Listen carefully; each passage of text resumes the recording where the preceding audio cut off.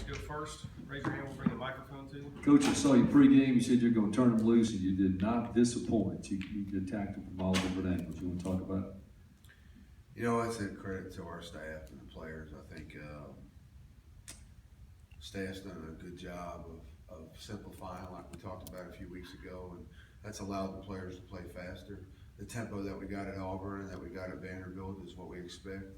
I think we're a better football team when we play the way we want to like that. And, you know, those guys were able to go out there and probably play their most instinctive football of the season in the last 2 weeks. And so I was obviously happy with the outcome overall.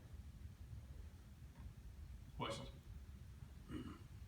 Coach, I know you've reiterated time and time again about the run game and the pass game you're gonna give when they're, you know, they crowd the box, you're gonna pass it, but there had been more of a focus game starting with that Alabama to start getting more balance.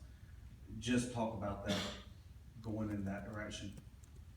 I think really the only difference is we kind of expanded, maybe carried another run or two in each formation just to give us an opportunity to run it. But, you know, in this Vanderbilt game, they did a lot to try to take AJ and some of the throws away. They gave us an opportunity to run the ball more, and we did. I just think some of the things that we were doing put some players in conflict, and you know, you have to make a choice. We're gonna come down and play the run, we're gonna play the pass, and more times than not on Saturday, the choice was to take the route away. Shea did a really good job of keeping those guys conflicted, you know, and because he has that decision whether to give it or to throw it. And I think he did a great job of making decisions in that area. We had 151 or 159 yards throwing off our run game on Saturday. And so the run game continues to help us get the ball to some of the skill kids on the outside. Backup quarterback came in. I guess he was told probably to run it more so than look up and throw, but he gives you a real quickness and speed off that edge when he keeps it. Jordan can scoot. He showed that in spring ball. He showed that in summer camp. I mean, he has some run talent. He can throw the football now, but I mean, he was in the game, you know, at a time where we wanted to grind some clock and get off the field. And I thought he did a good job managing the offense in his first opportunity to play this season.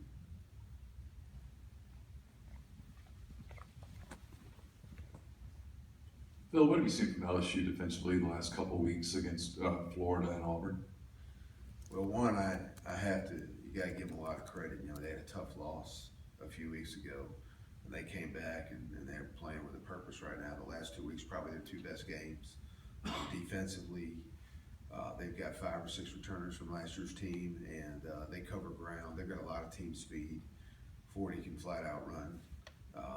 They've got 2 very good defensive ends.